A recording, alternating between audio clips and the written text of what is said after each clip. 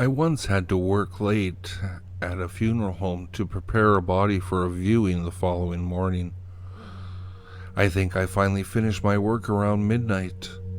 Anyways, it was winter, and I ended up getting snowed in at the funeral home.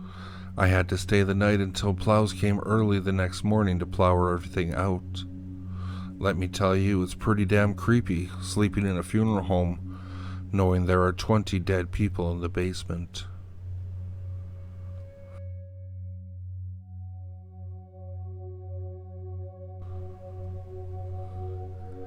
When I was about 10 or 12, I don't really remember, I had an odd experience. At the time, I was sharing a room with my sister.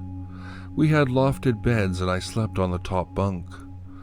We had this stereo, and when you would press the button to turn it on, it would click and a red light would pop up. Our beds were on one side of the room and the stereo was on a desk on the opposite side. One night I was woken up by the click sound that the stereo makes when the power button is pressed. I recognized the sound and sat up in bed. I looked over at the stereo and the light blinks on. I look over at my sister and she's fast asleep. The stereo's playing that white noise sound that makes it when it isn't on any specific station. Suddenly I can hear someone saying, "Away," coming from the stereo. Just one word, away. First it starts off soft and gradually gets louder until it becomes a yell. Away, away, away.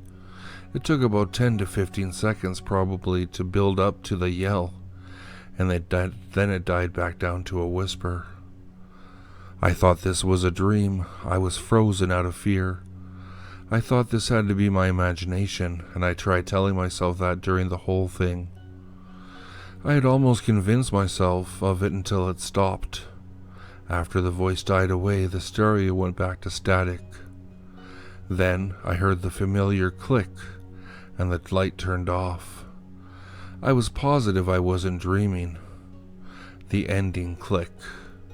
I stared at the stereo for a few more moments, too freaked to move. Looked back at my sister and saw that she was still asleep, and finally laid back in bed, covered myself with the sheets, and willed myself back to sleep. I consider myself a rational person, but I had no rational explanation for this.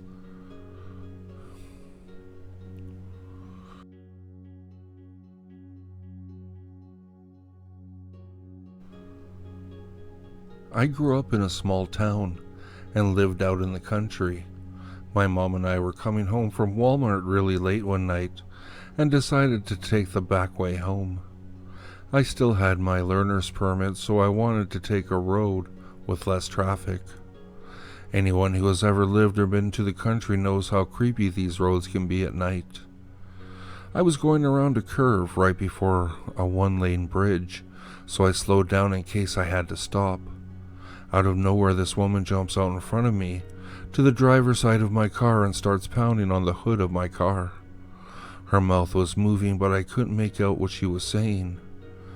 My mom started freaking out and told me not to stop and just keep driving. I kept going and we both looked back to see where she was, and no one was there. To this day, my mom and I still remember it clearly. Turns out there's apparently a legend about a woman who died around the bridge and supposedly can be seen sometimes late at night. I get goosebumps to this day just thinking about it.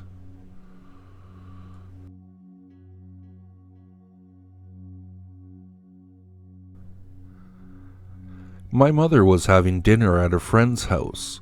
It was a small old cottage that's been around for over 100 years. She tries to find the bathroom and pulls on a door that is locked. The friend sees and says, "Sorry, that goes to the basement. The bathroom is over there." Thinking it is odd, my mother asks why the basement door is locked. "It's always locked. In fact, I don't even have a key for it. The real estate agent advised me not to go down there as it's not been upgraded like the rest of the cottage. It's a little more than a root cellar." Fast forward a few weeks when my mother is working on a project about the history of the police department in the town. An old man comes in with news clippings about various community events, as well as news clippings from the 50s about a gruesome murder. My mom was a bit taken aback. "Sorry, I forgot those clippings were in here too." "No, I know this address. It's my friend's house. What happened there?" "Oh," said the man. "Well, that used to be my mother's house. She'd been dating this man who was cruel to her, beat her horribly. She tried again and again to break it off with him, but he'd always come back. Finally, my aunt moved in with us and my mother finally broke up with him. He starts getting emotional. Then one night he broke in and tied my mother, aunt, sister, and brother up in the basement. He shot them all in front of my mother.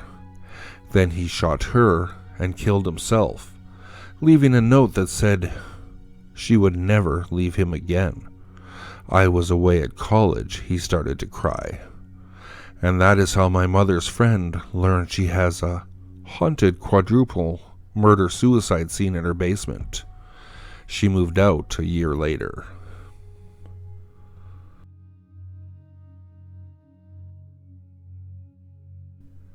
When my niece was really young, she was in a bouncer at my sister's house. I was house and babysitting. I had left her to go into the kitchen to grab some water. My sister's chocolate labs were probably sniffing and licking her head because I could hear her giggling like she was having a blast. I had noticed how cold it had gotten. Then I heard it. A loud wooden snap. Like a thick piece of wood had been snapped in half suddenly, or a tree was knocked over. I ran into the room, and what I saw and smelled freaked me out. The dogs were huddled in the corner, whimpering. My niece was just staring at the ceiling corner with wide eyes, and it was cold and smelt like Stetson. I took her, and we decided to go to a different room. When my sister finally came home, I told her what happened. She just rolled her eyes and said, "That's Hugh." I was confused. She said Hugh was the previous owner of the house who had died 10 years before his wife sold it. She said he liked to follow my niece around, and you could tell it because the dogs freak. It gets cold and smells like cheap cologne. I don't believe in that stuff, but I do believe that feeling you get in your gut when something doesn't feel right.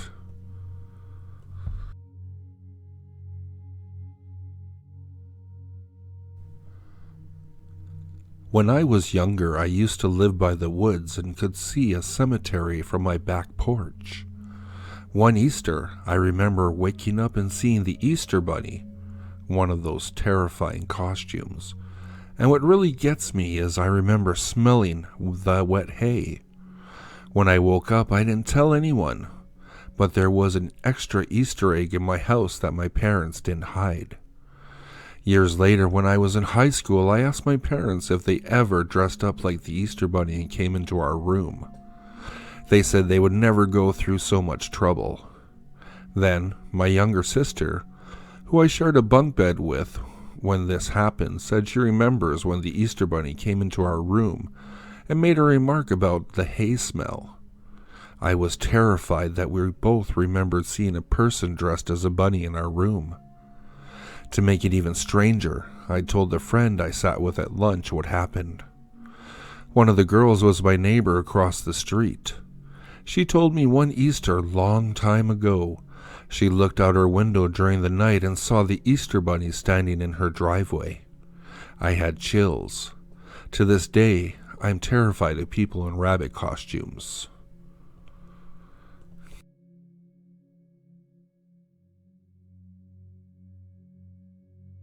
Thank you guys so much for listening. If you enjoyed what you heard, please be sure to like, share, and subscribe to the channel.